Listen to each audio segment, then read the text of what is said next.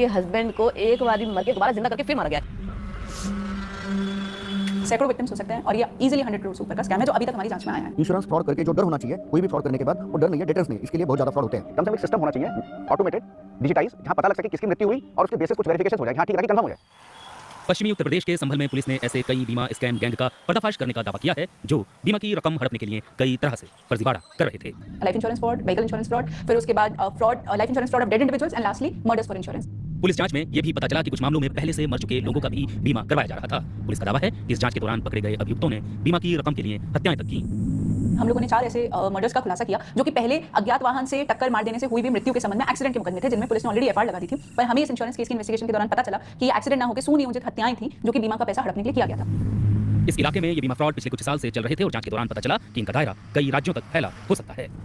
ये स्कैम तब सामने आया जब इसी साल जनवरी में अचानक एक रोड चेज के दौरान पुलिस ने 2 संदिग्ध लोगों को पकड़ा। इनसे भारी कैश और दर्जनों डेबिट कार्ड भी बरामद किए गए थे। इनके फोन से मिले दस्तावेजों से बीमा स्कैम की परतें खुलना शुरू हुई।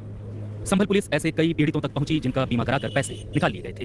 इनमें से एक हैं बुलंदशहर की रहने वाली सुनीता। सुनीता के पति गंभीर रूप से बीमार थे जब बीमा गैंग ने एक आशा वर्कर के जरिए उनसे संपर्क किया। बाद में जून 2024 में उनके पति की मौत हो गई और बीमा का पैसा निकाल लिया गया। मेरे पास तो पहले तो आसान फॉर्म भरवाओ, आधार कार्ड लगवाओ, बैंक सब कार्ड लगवाए मेरे, साइन करवाए, बीमा के बाद बीमा पैसा मिल जाएंगे, बीमा इलाज हो जाएगा। संभल पुलिस के जानकारी देने से पहले सुनीता को पता ही नहीं था कि उनका कोई बैंक खाता खुला है और उनके पति की कोई बीमा पॉलिसी भी है जिसका पैसा निकाला गया है। पुलिस आई, उन्होंने बताया हमारे यहाँ के। एक तो उन लोगों ने गलत तरीके से बैंक अकाउंट खोले, उसके बाद उन लोगों ने सेल्फ चेक के माध्यम से कुछ पॉलिसीज के पैसे निकले थे और वो व्यक्ति को पता ही नहीं था कि उसका अकाउंट है, वो कभी उस शाखा में ही नहीं गया। जांच में पुलिस को ऐसे कई मामले मिले जिनमें बीमा पॉलिसी कराई गई, बैंक में खाते खुलवाए गए और बिना पीड़ितों की जानकारी के पैसा निकाल लिया गया। जांच के दौरान संभल पुलिस ने अनूप शहर की यस बैंक की शाखा के 2 डिप्टी मैनेजर को गिरफ्तार किया। पुलिस का दावा है कि इस बैंक में कई अकाउंट गलत तरह से खुलवाए गए थे। बीबीसी ने यस बैंक से जानना चाहा कि इस तरह की गतिविधियों को रोकने के लिए बैंक क्या कर रहा है, लेकिन बैंक की तरफ से कोई जवाब नहीं दिया गया। संभल के एक गांव की रहने वाली प्रियंका के पति कैंसर से पीड़ित थे और उनकी स्थिति गंभीर थी। इस दौरान बीमा गैंग ने उनसे संपर्क किया। फिर उन्होंने मुझे बताया था कि ये हम लोग 25 लाख रुपए का बीमा करते हैं और अभी करा लो, आपके लिए थोड़ा बेनिफिट मिलेगा। तो उन्होंने बताया कि 5 लाख रुपए आपके लिए गवर्नमेंट की तरफ से इलाज के लिए दिए जाएंगे। फिर उसके बाद अगर कोई केस खत्म बेकार हो जाता है तो आपके लिए 20 लाख रुपए बाद में दिए जाएंगे। 1,40,000 रुपए लेगा ये मेरे से।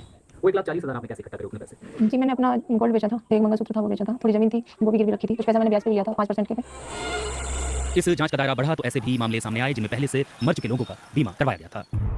ऐसा ही एक मामला दिल्ली के त्रिलोक का है। उनकी मौत 19 जून 2024 को कैंसर की बीमारी से हो गई थी। अगले दिन उनका निगमबोध शमशान घाट में अंतिम संस्कार हुआ, जिसकी पर्ची भी मौजूद है।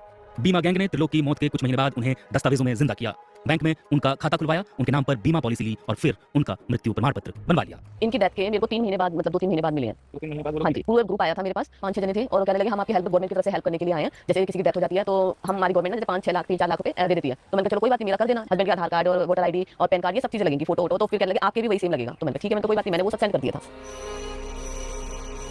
मेरे पास 3-4 जब एसएचओ आए थे, जब वो पुलिस वाले आए थे, उन्होंने बोला कि हमें आपसे मिलना है। तो मैं डर के मारे मिली नहीं, मैंने पता नहीं क्यों आए, क्या चीज़ है। तब उन्होंने मुझे ये बताया कि आपके साथ क्राइम हो गया है, ये चीज़ ऐसे हो गई है। तो उसके बाद उन्होंने बोला है कि आपकी फाइल इसलिए पकड़ी गई है कि आपके हस्बैंड को एक बार मर के दोबारा जिंदा करके फिर मारा गया है। जीबी पंत अस्पताल ने संभल पुलिस को दिए जवाब में त्रिलोक के मृत्यु प्रमाण पत्र को फर्जी बताया था। पुलिस ने इस मामले में 5 जुलाई को 5 और लोगों को गिरफ्तार किया। इनमें एक जीबी पंत अस्पताल में कॉन्ट्रैक्ट पर वार्ड बॉय की नौकरी करता है और एक यहाँ गार्ड रह चुका है। बीबीसी ने इस संबंध में जीबी पंत अस्पताल का पक्ष जानना चाहा, लेकिन यहाँ से भी कोई जवाब नहीं मिल सका। त्रिलोक की कई बीमा पॉलिसी करवाई गई थी, इनमें से एक के 20 लाख रुपए नॉमिनी के खाते में आ भी गए थे। ये पैसा निकाला जाता इससे पहले ही ये गैंग संभल पुलिस की पकड़ में। Moto G96 is a true bestseller upgrade. Segments only 144 Hz 3D. से पहले ही ये गैंग संभल पुलिस की पकड़ में आ गया। बीमा रकम के लिए किए गए इन फर्जीवाड़ों में सिर्फ गंभीर रूप से बीमार लोगों और मर चुके लोगों का ही बीमा नहीं करवाया गया, बल्कि पुलिस का दावा है कि बीमा की रकम हड़पने के लिए हत्याएं तक हुई। पश्चिमी उत्तर प्रदेश के संभल और अमरोहा जिले की सीमा से गुजरती इसी सड़क पर 20 साल के अमन की हादसे में मौत दिखाकर बीमा की रकम वसूल ली गई थी। संभल पुलिस इसे हत्या का मामला मान रही है। जब उसका पीएम देखा तो उसके पीएम में उसके पूरे बॉडी पे खरोच तक नहीं थी, सिर्फ उसके हेड पे 4 इंजरीज थी।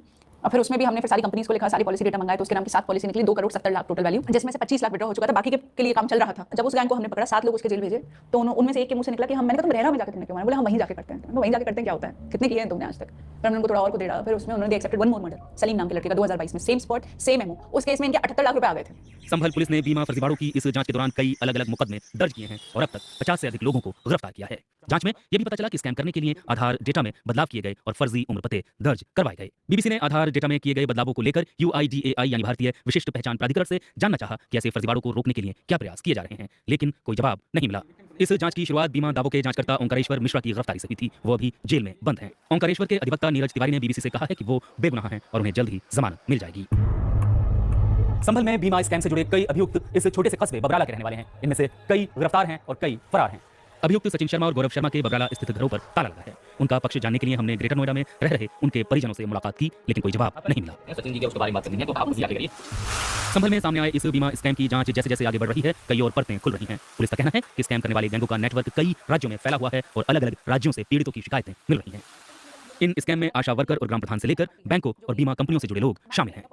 बीमा की रकम हासिल करने के लिए सबसे अहम दस्तावेज मृत्यु प्रमाण पत्र होता है। ये बीमा स्कैम सामने आने के बाद अधिवक्ता प्रवीण पाठक ने दिल्ली हाईकोर्ट में जनहित याचिका दायर कर मृत्यु प्रमाण पत्र जारी करने में पारदर्शिता लाने की मांग की है।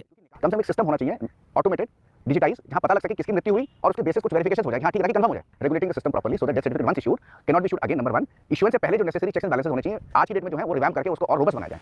इस बड़े पैमाने पर बीमा फर्जीवाड़े के सामने आने के बाद से बीमा कंपनियां भी चिंतित हैं। क्लेम प्रोसेस को इस तरह करना कि क्लेमेंट को तकलीफ नहीं हो, वो किसी के मृत्यु के बाद वो परिवार ऐसे ही जो है बहुत परेशान है ना, उसमें ये लोग चले आते हैं जो कि ये फ्रॉड कर रहे हैं, वो फ्रॉड कर रहे हैं। ये वो पढ़े लिखे समझदार जानकार लोगों को टारगेट नहीं कर रहे हैं, ये टारगेट उन लोगों को कर रहे हैं जो कि अभी फाइनेंशियल लिटरेसी की जर्नी में या तो उनकी शुरुआत नहीं हुई है या बहुत आगे नहीं बढ़ पाए। तो ये एक वल्नरेबल सेक्शन है जिनका प्रोटेक्शन हमारी जिम्मेदारी होनी चाहिए। इन फर्जीवाड़ों की जड़ में KYC यानी पहचान से जुड़े दस्तावेजों का गलत इस्तेमाल है। और एक्चुअली जब फ्रॉड पकड़े जाते हैं तो जिनका आधार कार्ड, पैन कार्ड मिसयूज होता है वही लोग प्रॉब्लम में आ जाते हैं। तो ये अवेयरनेस होना जरूरी है कि KYC का मिसयूज ना हो। भारतीय बीमा विनियामक और विकास प्राधिकरण यानी IRDAI ने बीमा क्षेत्र में फर्जीवाड़ों को रोकने के लिए साल 2024 में दिशा निर्देश जारी किए थे, जिनके तहत किसी भी फर्जीवाड़े के बारे में पता चलने पर उसकी जांच अनिवार्य है। संभल में इंश्योरेंस कॉन्क्लेव में बोलते हुए IRDAI की कार्यकारी निदेशक मीना कुमारी ने यह स्वीकार किया है कि बीमा फ्रॉड लगातार बढ़ रहे हैं। हर साल इंश्योरेंस इंडस्ट्री में फ्रॉड के मामलों में 3 से 5% तक की बढ़ोतरी हो रही है। कुछ कंपनियों में फ्रॉड सालाना 14 से 15% बढ़ा है। कई बार लोग हल्के लहजे में ये संकेत देते हैं कि फ्रॉड होने से अधिकतम क्या होगा, बीमा के क्लेम बढ़ जाएंगे। ऐसे में जब भी संभव होता है अगले साल नए पॉलिसी धारकों को इसकी कीमत चुकानी पड़ती है, क्योंकि इंश्योरेंस का प्रीमियम बढ़ जाता है। अगले साल दावे बढ़ने की वजह से इंश्योरेंस प्रीमियम बढ़ जाता है। ऐसे में इसका असर सीधे तौर पर उन ग्राहकों पर पड़ता है जो बीमा कंपनियों के पास पॉलिसी खरीदने आते हैं। इन बीमा स्कैम गैंग ने पहले से त्रासदी झेल रहे परिवारों को निशाना बनाया और हत्याएं तक की। हालांकि कई गिरफ्तारियों के बाद भी ये सवाल बना हुआ है कि क्या इन पर पूरी तरह अंकुश लग पाएगा। प्रभात कुमार के साथ दिलबाग पाशा, BBC संभल।